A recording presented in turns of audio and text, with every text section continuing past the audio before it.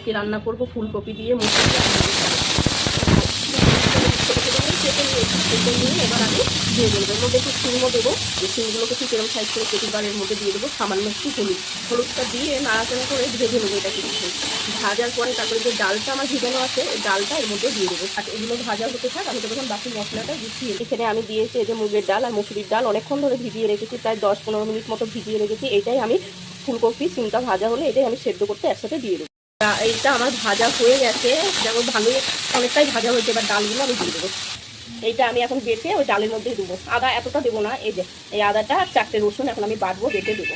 এবার এর মধ্যে ডালটা দিয়ে দিই। ডালটা দিয়ে এইটাকে আমি আবার একটু নেড়ে চেড়ে দিয়ে তারপরে জল দিয়ে দেবো।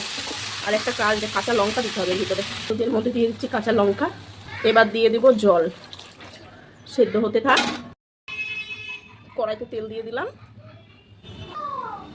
দিয়ে দিলাম একটা শুকনো লঙ্কা, দিয়ে দিচ্ছি গোটা জিরে, পেঁয়াজ কুচি। পেঁয়াজটাকে একটু ভেজে নেবো, তারপরে দিয়ে দেবো আদা রসুন বাটা। আর এই যে আমার ডাল ফুলকপি সিম সেদ্ধ, ডালগুলোকে কিন্তু আমি খুব ভালো করে সেদ্ধ করিনি, একটু গোটা গোটা থাকলো। যে গলিয়ে যে সেদ্ধ করবো সেদ্ধটা করিনি, একটু গোটা গোটা আছে। হলুদ দিইনি, আমি মশলা কষানোর সময় হলুদটা দিয়ে দেবো। এবার দিয়ে দেবো যে আদা রসুনটা বেটেছিলাম ওইটা, আর দিয়ে দেবো এবার টমেটো কুচি। আদা রসুনটা ভাজা হয়ে গেছে আমার, টমেটোটা এবার ভালো করে ভেজে দেবো। দেবো হলুদ গুঁড়ো, জিরে গুঁড়ো, একটু কালারের জন্য সামান্য কাশ্মীরি লঙ্কার গুঁড়ো। এবার এগুলো সব ভালো করে মিশিয়ে নেবো।